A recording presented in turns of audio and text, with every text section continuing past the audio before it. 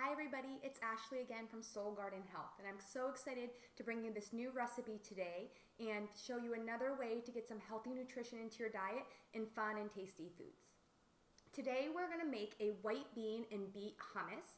Now traditionally hummus is made with chickpeas, but since many of us are at the store and we've been stocking up on beans, I get a lot of questions like what do I do with all these beans that are now in my cupboard. So today we're going to use white kidney beans, also called cannellini beans, so they're Italian bean. And since we're going to do this with some balsamic flavor, I thought that would go really nice with the Italian twist. So we're going to use a white bean as our base.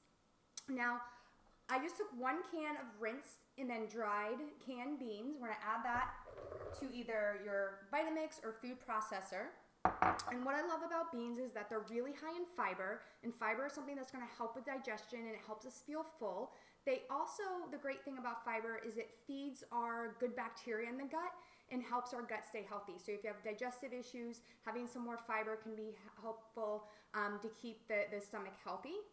The white beans are also a great source of protein. So just a 1/4 cup of these white beans have 11 grams of protein. So that's a really great amount of protein for a snack food like this. So along with that, we're going to then add our beets. So for our white bean and beet hummus, I have some pre-cooked beets that I love to get at the store. This is a quick and easy way to eat beets if you're not used to cooking them and roasting them yourself, which can take a long time. So Trader Joe's, Whole Foods, even Costco, you can now find these pre-cooked, steamed, and peeled beets, and they're all ready to go. So we're just going to add 2 small beets into the food processor as well. Now that beautiful red color in the beets comes from the antioxidant content. So all the bright colors in foods are telling us what antioxidants are in the food. And when I'm talking about antioxidants in beets, there's a couple different kinds in there. There include carotenoids and biotines. And these are really great because it's found that antioxidants can help reduce our risk of some diseases, including heart disease and cancer. So the more antioxidants in the diet, the better. So next we're going to add the third main ingredient in any kind of hummus is tahini. So tahini is actually a sesame seed paste. So it's just ground up sesame seeds. And it's a common food in Middle Eastern, which is the hummus kind of recipe comes from the Middle Eastern diet or Mediterranean style diet. So we're going to add that in there. And what I love about this is this brings in the healthy fat. So far we've got the carbohydrates and fiber and protein in the beans. We have some extra carbohydrates, vitamins, minerals, antioxidants in the beets, and now the healthy fat in the tahini. So when you mix up those tahini seeds, you get what's called a monounsaturated fat coming from the seeds. And what's great about this is that it's known to be anti-inflammatory. So it helps to lower inflammation in the body. And a lot of disease and chronic illnesses is related to inflammation. So any foods that are anti-inflammatory will help lower inflammation in the body. So we really love that. All right.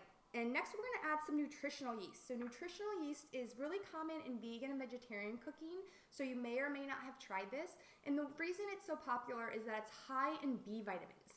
Actually, just 1 tablespoon serving of nutritional yeast has over 100% of the B vitamins or several B vitamins that you need throughout the day, including B12, which is really hard to get from a plant source. And in nutritional yeast, you're going to get that. So you may be wondering, if you've never had it, what is nutritional yeast? It sounds like something a little weird, but it's actually really great. So it has a very cheesy and umami type flavor, so it's really satisfying if you like that fatty, cheesy taste. And it's often used as a replacement in recipes to give yourself a cheese-like flavor. And what it is actually a yeast that grows on sugar and beets, and the yeast is growing off of that, and then it's getting nutrient dense by feeding off those sugars. And so it's a healthy, natural yeast. So on top of that, we're going to add a little bit more fat and oil with some EVOO or extra virgin olive oil. Also a monounsaturated fat, which is going to help with that anti-inflammation and also add some nice flavor. So we're just going to add about 1 tablespoon to 2 tablespoons. You can vary that based on what you like. And then we're also going to add in a clove of garlic. So that nice garlic flavor. Garlic is really great antimicrobial and antibacterial, and it really helps to boost the immune system and fight off disease and infection. And it's used in a lot of different diets and different cultures for that reason. I like to roast my garlic before I put it in. I find that raw garlic, which is great and has a lot of benefits being raw, is hard for me to digest. So if you have any gut issues, if you have IBS or tend to have upset stomach that you're not really sure what's going on, raw garlic and raw onions can be really hard on digestion due to their high sulfur content. So roasting that will help to make it a little more digestible, and it also gives it a more roasted garlic flavor if that's what you like. So those are the main ingredients.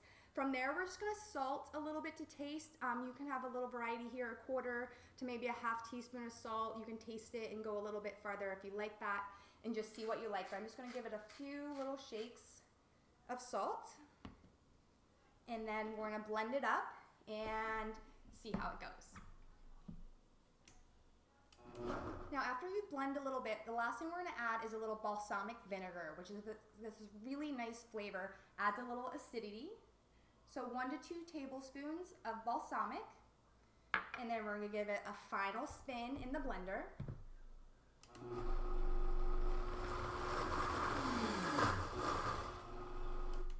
Okay, and that's really it. You're all done. So this is a great quick recipe to make. And it comes out with this beautiful color. And you're all ready to go. And just add it to your bowl. And this is great to serve with your classic pita bread. You can also serve it with, I love to do chopped vegetables like carrots and cucumbers and celery.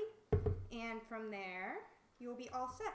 So this wonderful white bean and beet hummus is going to be full of nutrition and absolutely delicious. I hope you can give it a try.